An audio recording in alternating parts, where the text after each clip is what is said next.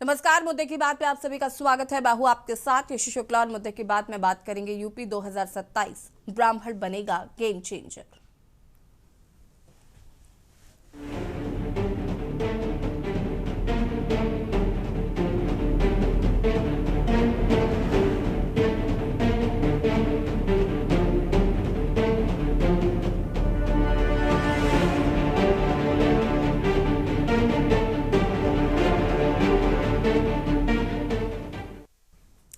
उत्तर प्रदेश की सियासत इस वक्त 2027 के महासंग्राम की प्रयोगशाला बनी हुई है। एक तरफ मायावती अपना पुराना सोशल इंजीनियरिंग दलित ब्राह्मण फॉर्मूला फिर से जिंदा कर रहे हैं, तो दूसरी तरफ अखिलेश यादव भाईचारा रैलियों और सदन के जरिए आक्रामक रुख अपना रहे हैं। वहीं ब्रजेश पाठक का ब्राह्मण अस्मिता पर दिया गया बयान साफ करता है कि बीजेपी भी अपने इस मजबूत किले में सेंध नहीं लगने देगी। उत्तर प्रदेश की राजनीति में एक मशहूर कहावत है, जिसका ब्राह्मण उसका सिंहासन। 2007 में मायावती ने सोशल इंजीनियरिंग से इतिहास रचा था और आज 2026 की दहलीज पर खड़े होकर 2027 की तैयारी में बसपा सुप्रीमो को फिर वही पुराना फॉर्मूला याद आ गया है। कल की बैठक में मायावती ने साफ कर दिया कि बिना ब्राह्मणों के लखनऊ का रास्ता तय नहीं होगा, लेकिन रेस में सिर्फ हाथी नहीं है। अखिलेश यादव 29 मार्च से नोएडा के दादरी से भाईचारा रैली शुरू कर रहे हैं। सदन में एसआईआर और यूजीसी जैसे मुद्दों पर सरकार को घेरने की तैयारी है और इधर यूपी के डिप्टी सीएम ब्रजेश पाठक घूसखोर पंडित जैसे फिल्मों पर कड़ा एतराज जताकर ये संदेश दे रहे हैं कि ब्राह्मण हितों की असली रक्षक बीजेपी ही है। सवाल है कि आखिर 2027 के कुरुक्षेत्र में सवर्ण किसके पाले में जाएगा। वहीं बसपा को 2012, 2017 और 2022 में ब्राह्मण याद क्यों नहीं आए? क्या हार के डर से पुराना कार्ड खेल रही है मायावती? तो वहीं सपा पीडीए की बात करती है, फिर भाईचारा रैलियों में सवर्णों को कैसे फिट करेंगे? क्या टिकट वितरण में सवर्णों को जगह मिलेगी? और एक सवाल, क्या विपक्षी दलों की सक्रियता से बीजेपी डर गई है? क्या इसलिए फिल्मों के टाइटल पर राजनीति हो रही है? यूपी की सियासत में अब जाति की बिसात बिछ चुकी है। मायावती को शंख की गूंज सुनाई दे रही है, अखिलेश को भाईचारे में अपनी जीत दिख रही है और सत्ता पक्ष अपनी विरासत बचाने में जुट गया है। लेकिन जनता सब देख रही है। क्या 2027 में ब्राह्मण फिर से किंग मेकर बनेगा या सोशल इंजीनियरिंग का ये नया प्रयोग फेल हो जाएगा? उत्तर प्रदेश एक ऐसा राज्य है जहां की सत्ता का रास्ता मठों और मंदिरों से होकर गुजरता है, लेकिन मुहर जाति की लगती है।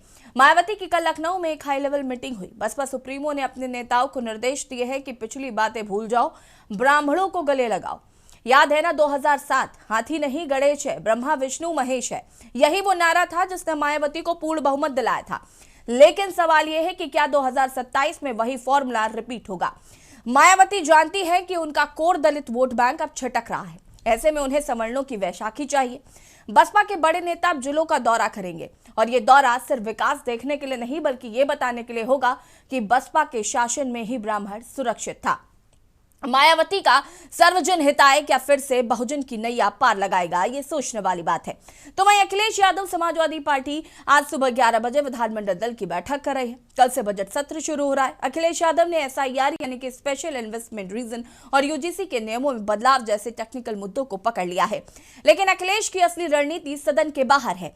29 मार्च को वो नोएडा के दादरी से भाईचारा रैली शुरू कर रहे हैं। नोएडा जिसे अब मुख्यमंत्री के लिए अपशगुन माना जाता था, अब वही नोएडा अखिलेश के लिए 2027 की लॉन्चिंग पैड बनेगा। वो उन सीटों पर फोकस कर रहे हैं जहां सपा बहुत मामूली अंतर से हारी थी। सर्वे के आधार पर टिकट देने की बात कहकर उन्होंने अपने ही नेताओं की धड़कनें बढ़ा दी हैं। अखिलेश का ये पीडीए और भाईचारा वाला मिश्रण क्या बीजेपी के सवर्ण किले में सेंध लगा पाएगा? और इन सब के बीच बीजेपी ने अपना ट्रम्प कार्ड खेल दिया है। डिप्टी सीएम ब्रजेश पाठक ने एक फिल्म घूसखोर पंडित के टाइटल पर सीधा प्रहार किया। पाठक ने कहा कि पंडित शब्द विद्वता और त्याग का प्रतीक है। जरा क्रोनोलॉजी समझिए। जब मायावती ब्राह्मणों को साधने की मीटिंग कर रही थी, ठीक उसी वक्त बीजेपी के सबसे बड़े ब्राह्मण चेहरे ने ब्राह्मण अस्मिता का मुद्दा उछाल दिया। यह मैसेज साफ है कि अगर कोई भी ब्राह्मणों की भावनाओं को आहत करेगा तो बीजेपी ढाल बनकर खड़ी होगी। फिल्म के टाइटल पर बैन की मांग करके ब्रजेश पाठक ने सवर्णों को यह याद दिला दिया है कि आपका रक्षक कौन है। तो अब तस्वीर साफ है कि 2027 की लड़ाई सिर्फ विकास की नहीं है। मायावती को ब्राह्मणों का साथ चाहिए अपनी सत्ता वापस पाने के लिए, अखिलेश को भाईचारा चाहिए सवर्णों के मन से सपा का खौफ निकालने के लिए, और बीजेपी को यह जाति वाला ढाल चाहिए अपना वोट बैंक बचाने के लिए। चर्चा इसी पर कि क्या यूपी की राजनीति फिर से 20 साल पीछे लौट रही है? क्या फिर से चुनाव जाति और अस्मिता के इर्द गिर्द सिमट गया है? और सबसे बड़ा सवाल, जिस ब्राह्मण को साधने की होड़ मची है, वो 2027 में किसका तिलक लगाएगा? ओटीटी और नेटफ्लिक्स प्लेटफॉर्म पर भोजपुर पंडित के नाम से एक फिल्म के प्रदर्शन की घोषणा की गई थी। पूरे पूरे देश के ब्राह्मण समाज में इसको लेकर के बहुत ही व्यग्रता थी। सब लोग अपने आप को कष्ट में महसूस कर रहे थे, मानसिक कष्ट था। भारत सरकार को मेरे द्वारा अनुरोध किया गया। भारत सरकार ने इस अनुरोध को स्वीकार करते हुए ओटीटी के सभी प्लेटफॉर्म्स को निर्देश दिया है, कृपया ऐसे नामों को उपयोग में न लाएं, तत्काल इनको हटाएं और भविष्य में भी इस प्रकार के नामों का उपयोग न करें जहां सामाजिक विद्वेष पनपता हो या किसी समाज विशेष को इंगित करते हुए कोई अपमानजनक टिप्पणी की जाती हो। भारत सरकार ने भविष्य के लिए भी निर्देश दिए हैं और इसको तत्काल हटाए जाने के निर्देश दिए हैं। मैं भारत सरकार का हृदय की गहराइयों से बहुत बहुत धन्यवाद देता हूं कि आपने बड़ा निर्णय लेकर ब्राह्मण समाज को मदद करने का काम किया है। बहुत बहुत धन्यवाद। 2027 की बिसात बज चुकी है और सभी राजनीतिक दल अपनी अपनी तैयारियों में लगे हुए हैं। चर्चा आज इसी मुद्दे पर करेंगे कि आखिर क्या ब्राह्मण बनेगा गेम चेंजर। आशीष तिवारी बीजेपी नेता हमारे साथ जुड़ चुके हैं, आनंद राय सपा नेता हमारे साथ जुड़ चुके हैं, रजनीकांत वशिष्ठ जी राजनीतिक विशेषज्ञ हमारे साथ जुड़ चुके हैं, सुनील त्रिपाठी जी वरिष्ठ पत्रकार है हमारे साथ जुड़ चुके हैं। सबसे पहले तो आप सभी का बहुत बहुत स्वागत है। शुरुआत करते हैं आशीष तिवारी जी से। आशीष जी, 2027 के लिए रणनीति जो है वो तैयार की जा रही है, चाहे वो बसपा द्वारा हो, चाहे वो सपा द्वारा हो और चाहे वो भाजपा द्वारा ही क्यों ना हो। लेकिन इस बार जो बड़ी सेंधमारी की जा रही है वो ब्राह्मण वोट बैंक पर की जा रही है। यूजीसी के बाद जिस तरीके से लोग बौखलाए हुए हैं, कहीं ना कहीं बीजेपी के लिए जो अविश्वास पैदा हुआ है उसी का फायदा मायावती और अखिलेश यादव इस बार उठाने वाले। ये सबसे पहली बात तो मैं ये बताऊं कि भारतीय जनता पार्टी जो है वो विकास की राजनीति करती है, वो जाति की राजनीति नहीं करती। हाँ, ये बात बिल्कुल सही है कि चाहे समाजवादी पार्टी हो चाहे बहुजन समाज पार्टी हो, ये इन लोगों ने हमेशा जाति की राजनीति करा है। अगर हम समाजवादी पार्टी की बात करें तो ये पीडीए जो पीडीए है, पिछड़ा दलित अल्पसंख्यक, ये अपने आप में एक जाति की राजनीति है। और जहाँ बहन जी की बात है तो वो भी हमेशा जय मीम जय भीम या इस तरीके से वो समीकरण बनाने का बात करते हैं। लेकिन भारतीय जनता पार्टी की राजनीति इन सब से इतर है। हम विकास की बात करते हैं, हम विकास के मुद्दे पर चुनाव लड़ते हैं और भविष्य में ये चाहते हैं कि अन्य पार्टियां भी जो है वो विकास के मुद्दे पर लड़ें, हमको विकास के मुद्दे पर वो घेरने का काम करें। लेकिन उनके पास इससे रिलेटेड कुछ भी नहीं है, वो सिर्फ जाति जाति और जाति करते हैं, और जाति है कि जाति नहीं।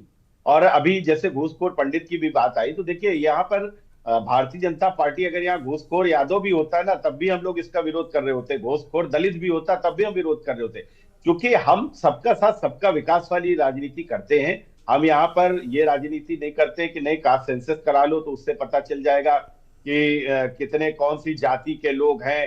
तो ये सारी जो चीजें हैं ये इन लोगों को सूट करती हैं, और ये रणनीति जो बना रहे हैं ये रणनीति यही बना रहे हैं। हम विकास की रणनीति बना रहे हैं कि हम उत्तर प्रदेश को और कैसे आगे ले जा सकते हैं, हम यहाँ के लोगों में कैसे विश्वास इस तरीके का और पैदा कर सकते हैं कि नहीं, जीडीपी जिस तरीके से उत्तर प्रदेश की बढ़ रही है, रोजगार बढ़ रहा है, सुरक्षा बढ़ रही है, ये सारी चीजें किसी भी क्षेत्र की जो चीजें हैं वो सारी चीजें इस ओर इंगित करती हैं कि हमको विकास की राजनीति करनी है, हमको जाति की कोई राजनीति नहीं करनी है। बाकी ये लोग जो कर रहे हैं ये करें, लेकिन प्रदेश की जनता इस चीज को जानती है कि यहाँ पर जातिवाद नहीं चलेगा, यहाँ पर सिर्फ जनता का आशीर्वाद चलेगा।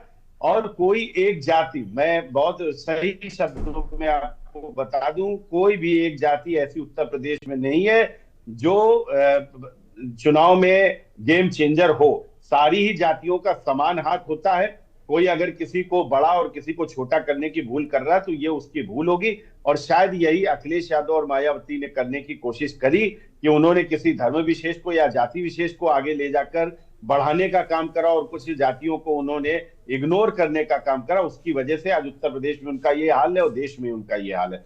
तो मैं तो सिर्फ यही कहता हूं कि आप जाति पाति की बात मत करिए, आप विकास के मुद्दों पर आइए, विकास के मुद्दों पर लड़िए, और उससे क्या है, जनता का भी फायदा होगा और आपका भी फायदा होगा। जी चलें आनंद राय जी, पीडीए से काम नहीं बन रहा है इसलिए भाईचारा रैली निकाली जा रही है। देखिए, जैसे अभी भारतीय जनता पार्टी के प्रवक्ता कह रहे थे जाति जाति, इन्होंने कितने बार जातियों का नाम लिया। जाति की राजनीति कौन कर रहा है ये सभी को पता है। हमारा जैसे स्लोगन है पीडीए, तो पीडीए में सर्व समाय सर्व सुखाय, सभी जातियों सभी धर्मों के लोग आते हैं। तो पहली बात तो स्पष्ट कर दें ये कि बात पीडीए अखिलेश जी मतलब अपने मुखार बिंदु से कहें, काहे जी नहीं कह रहे हैं वो जी कि सब कुछ आता है पीडीए में। हाँ, बता दे रहा हूँ, पिछड़ा, दलित, अल्पसंख्यक, ए से अगड़ा, ए से आधी आबादी, ए से आदिवासी, तो सब कुछ आता है। हम सभी की बात करते हैं और सभी को सम्मान देते हैं। आपने पहले धर्म को धर्म से लड़ाया। भारतीय जनता पार्टी ने क्या किया? आइडियोलॉजी क्या है भारतीय जनता पार्टी की? भारतीय जनता पार्टी ने पहले हिंदू मुसलमान को खूब लड़ाया, खूब लड़ा के खूब वोटों का फायदा लिया। और जब देखे कि अब ये लड़ नहीं रहे हैं तो इन्होंने अगड़ों पिछड़े दलितों में लड़ने का काम किया। आज रोड पे क्या चल रहा है? आज आंदोलन किस बात का चल रहा है कि हमारा हक मारा जा रहा है, हमारा हक काटा जा रहा है। रोड पे कई जगह आंदोलन हो रहे हैं, यूनिवर्सिटी विश्वविद्यालयों में आंदोलन हो रहा है। किसने, कौन करा रहा है? यूजीसी बिल किस लिए लाया गया है? किसको काटने छाटने के लिए लाया गया? ये भारतीय जनता पार्टी के प्रवक्ता स्पष्ट करें। ये बस एक दूसरे को लड़ा के डिवाइड एंड रूल, इनका एक ही नारा है कि हम एक दूसरे को लड़ा के और हम फायदा ले लेंगे। लेकिन जनता समझ चुकी है। ये अभी तक मोदी का डंका बजवा रहे थे, अपने देश में ही लंका लगवा लिए। तो देखिए, झूठे लोग, ये झूठे वादे करते हैं, ये बड़े बड़े वादे करके और जनता को गुमराह करने का काम भारतीय जनता पार्टी करती है, भारतीय जनता पार्टी के लोग करते हैं। ये कहीं भी एक भी वादा भारतीय जनता पार्टी ने किया हो और जमीनी स्तर पे पूरा हुआ तो मुझे बता दीजिए। मैं आपके चैनल के माध्यम से मैं बोल रहा हूं कि अगर किसी ने, चाहे योगी जी, चाहे अमित शाह जी, चाहे अमित शाह जी ने तो कह दिया हम तो झूठ बोलने के लिए पैदा ही हुए हैं, हम वादा करते तो जुमला है। तो इनके कथनी करने में अंतर है। ये खुद के मन से बोलते हैं कि मैं झूठा हूं, लेकिन हमारी पार्टियों में ऐसा नहीं है। अगर अखिलेश जी ने कोई वादा किया होगा तो मैं कह रहा हूं कि 10 महीने में किया होगा तो 8 महीने में काम संपन्न करने का काम किया होगा। और समाजवादी पार्टी की सरकार बनने जा रही है। देखिएगा, ये प्रदेश उत्तम प्रदेश, शुद्ध प्रदेश बनेगा और यहाँ के लोग खुशहाल रहेंगे। देखिएगा, सबको इतनी बेकारी नहीं रहेगी, महंगाई में कटौती होगी, लोगों को रोजगार मिलेगा, लोगों को शिक्षा स्वास्थ्य सुविधा मिलेगी। हम इसकी बात करते हैं, हम किसी को लड़ा के वोट लेने का काम नहीं करते। ठीक है, वापस आएंगे। आशीष जी रुकिएगा जरा। रजनीकांत वशिष्ठ जी हमारे साथ राजनीतिक विश्लेषक जुड़े हुए हैं। रजनीकांत जी, कैसे देख रहे हैं, जहां एक और सवर्णों को साधने की कोशिश पुरजोर तरीके से की जा रही है, चाहे वो बसपा सुप्रीमो मायावती हो या सपा सुप्रीमो अखिलेश यादव हो। और बीजेपी तो हमेशा ये कहती आई कि हम सवर्णों के हित में बात करते हैं, बाकी सबके हित में बात करते हैं। लेकिन यूजीसी के बाद से कहीं ना कहीं यह अविश्वास स्थापित हुआ और उसके बाद इस मुद्दे को कहीं ना कहीं बसपा और सपा जो है वो मजबूती के साथ उठाने की कोशिश कर रही है और इन सबको साथ लेकर चलने की कोशिश कर रही है। देखिए, अभी चुनाव में 1 साल का समय है और 1 साल का समय काफी होता है। आप तो जानती हैं, राजनीति में 2-3 महीने जब चुनाव से पहले ही जाके पता नहीं तब तक क्या राष्ट्रीय या अंतर्राष्ट्रीय घटनाएं होती हैं, उनका क्या प्रभाव पड़ता है। तो ये तो अब थोड़ा सा और आगे जाके ही पता लगेगा कि क्या सिनेरियो सामने आने वाला है। लेकिन जैसे कि आपने विषय प्रवर्तन में कहा कि उत्तर प्रदेश की राजनीति में 2027 के चुनाव के हिसाब से 3 बड़े चेहरे ही सामने उभर कर आते हैं। एक योगी आदित्यनाथ जी का, जो वर्तमान मुख्यमंत्री हैं, दूसरे अखिलेश यादव जी और तीसरी मायावती। अगर इन तीनों को देखा जाए तो सबसे सीनियर पॉलिटिशियन देखा जाएगा तो मायावती ही है। और मायावती जो है वो काफी समय से, माने कई बार मुख्यमंत्री उत्तर प्रदेश की रह चुकी हैं। जो मायावती जो मतलब योगी आदित्यनाथ जी की सरकार की जो, जैसे कहना चाहिए कि विशेष बात है, वो लॉ एंड ऑर्डर है। तो वो law and order Mayawati ji के समय में भी था।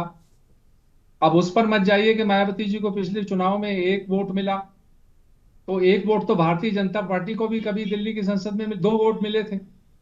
तो मतलब राजनीति में कब क्या एकदम से उठापटक हो जाए, ये कहना अभी से बहुत जल्दबाजी होगी।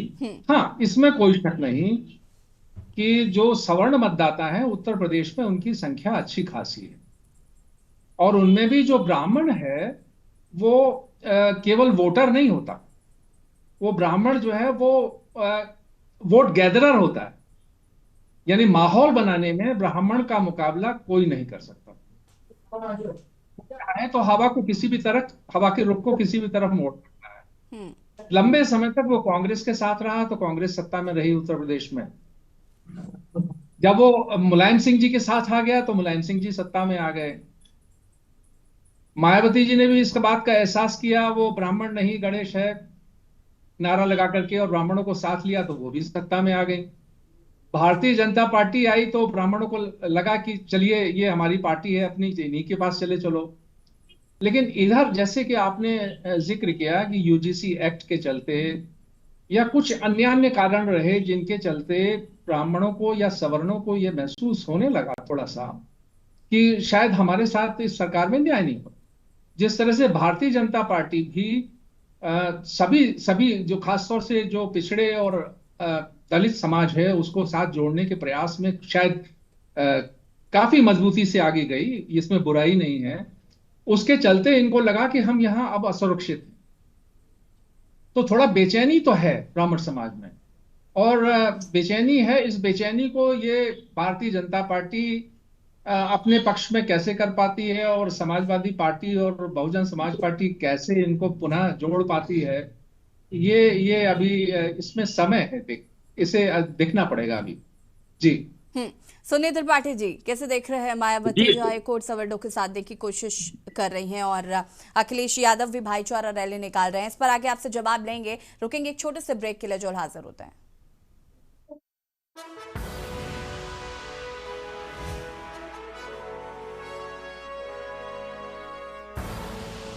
आप देख रहे हैं के न्यूज, खबरों का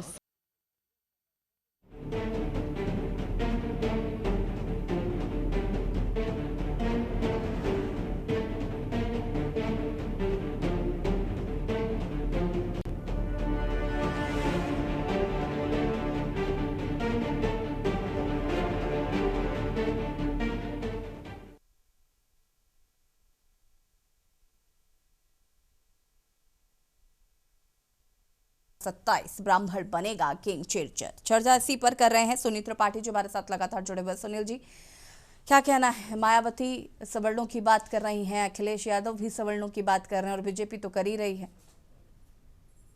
इसी जी मैं बीजेपी शुरू करता हूं, अब बसपा खत्म करूंगा। बीजेपी ने अपनी नाव में खुदे कील ठोक ली है, मतलब ताबूत में कील ठोकने का काम बीजेपी ने कर दिया है।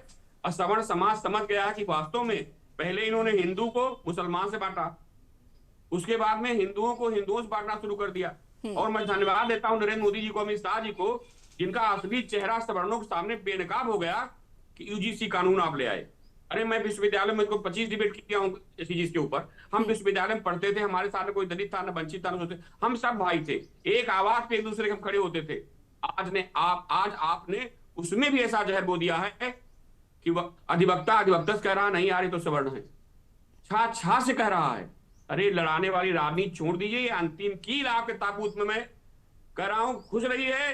भारतीय जनता पार्टी का क्या हश्र होगा? अभी 24 में तो थोड़ा सा डाउन हुई थी, 27 में साफ हो जाएगी।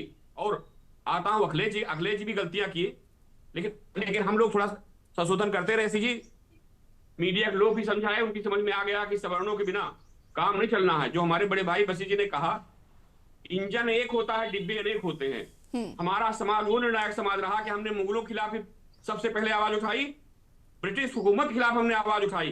ब्राह्मण समाज वो समाज है सबको ले चलता है।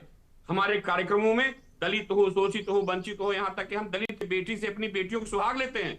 लेकिन आज समाज में ब्राह्मण का जो चेहरा दिखाया जा रहा है वो एक राक्षस को दिखाया जा रहा है। भारतीय जनता पार्टी कार्यकाल में जितनी गालियां खाए ऐसे जी हम समाज बैठ करके सोशल मीडिया पर, क्या योगी जी का बुलडोजर कहीं चला गया था? मोदी जी को आप अपनी आवाज सुनाई पड़ती, अगर मोदी जी गलत बोलता कोई, ब्राह्मण समाज की बेटियों के लिए, उनकी बहुओं के लिए, उनके लिए क्या क्या परोसा जा रहा सोशल मीडिया पर, इनको दिखाई नहीं पड़ता। ये रोज ब्राह्मण समाज का कहीं न कहीं 27 चुनाव में योगी जी को दिखाई पड़ेगा। योगी जी का मैं दोष नहीं दे रहा हूं, योगी जी के भी पर कतरने के लिए साजिश रची जा रही, क्योंकि योगी जी प्रधानमंत्री दावेदार हैं। ये हम नहीं, जनता कहती है, इसलिए उनको भी डाउन करने के प्रयास किया जा रहा, कहीं वो प्रधानमंत्री कुर्सी में बैठ जाए। आता हूं समाजवादी पार्टी तक। देखिए, समाजवादी पार्टी में पहले भी कहता था, स्वर्गीय मुलायम सिंह जी से मेरा व्यक्तिगत बड़ा रिश्ता रहा है, मैं उनका आभारी हूं। नेताजी कभी ब्राह्मणों का अपमान नहीं करते थे। जनेश्वर मिश्रा पार्क बनाया, वो चाहते तो कोई अपने यादों के नाम बना देते, दलित नाम बना देते, लेकिन उन्होंने जनेश्वर मिश्र पार्क बना करके ब्राह्मण समाज को साधने का प्रयास किया। दूसरी बात, परशुराम जयंती पर ऐतिहासिक छुट्टी स्वर्गीय मुलायम सिंह जी ने किया।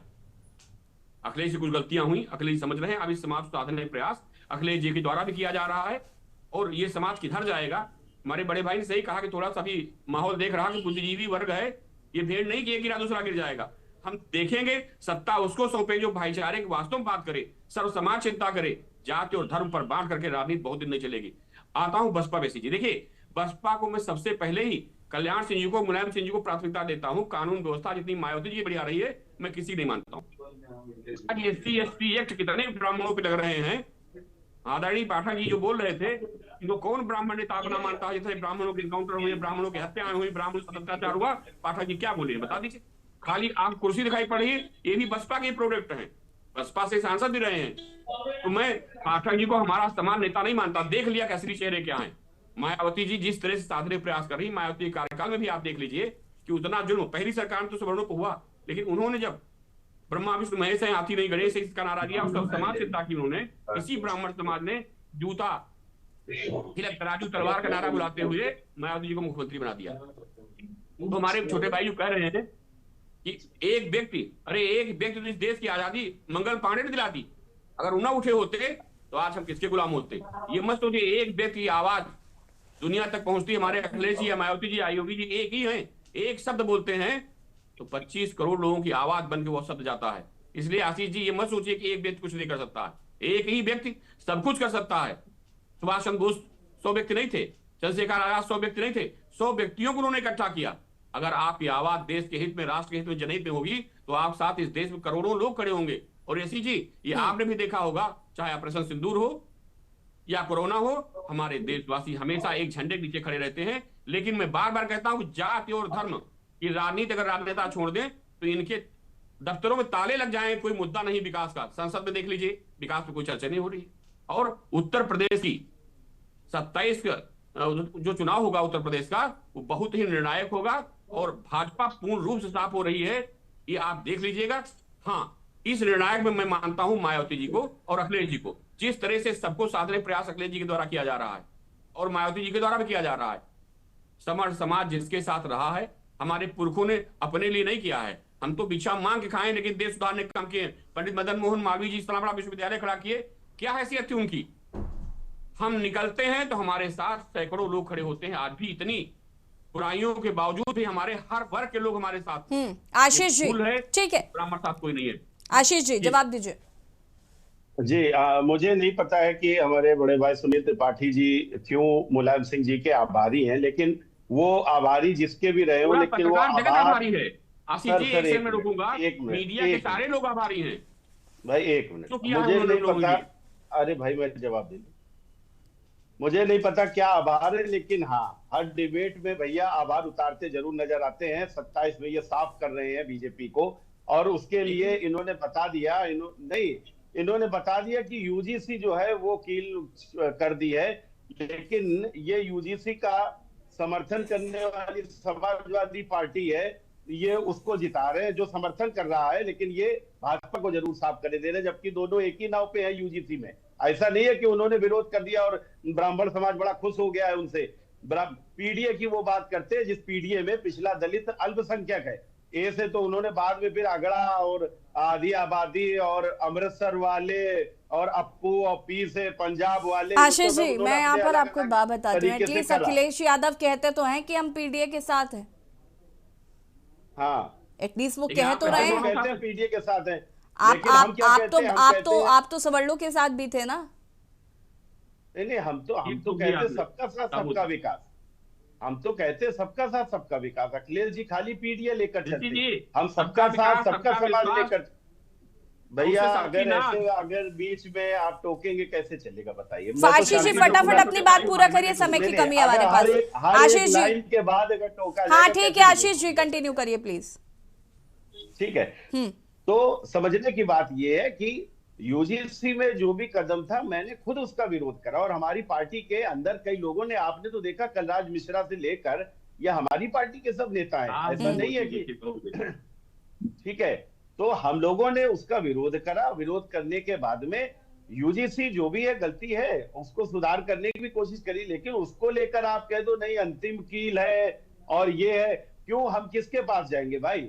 जिसने हमको पीडीए में नहीं रखा हम उसके पास जाएंगे, या हम उसके पास जाएंगे जिसकी वजह से हमारे ऊपर SC/ST एक्ट लग जाता है, या वो लोग हैं जो समाजवादी जो कहते हैं ये ऊंची जाति वाले, अच्छा मिश्रा हो, हाँ बिल्कुल पत्रकार बहुत बिल्कुल अखिलेश जी किस प्रकार से बेइज्जत करते हैं, और ये वही पत्रकार है जिनको जिंदा जलाया जाता है समाजवादी पार्टी की सरकार में। आप वो पत्रकार, आप मतलब मुझे नहीं समझ में आ रहा, लेकिन चलो चलिए ठीक है आशीष जी, वक्त की कमी, आप सभी का बहुत बहुत शुक्रिया चर्चा में शामिल होने के लिए। फिलहाल 2027 की बिसात बज चुकी है, सवर्ण समाज को साधने की कोशिश की जा रही है। हालांकि 2027 में किसका तिलक लगाएगा ये देखना होगा। के न्यूज की खास पेशकश में फिलहाल इतना ही। देखते रहिए के न्यूज इंडिया। नमस्कार।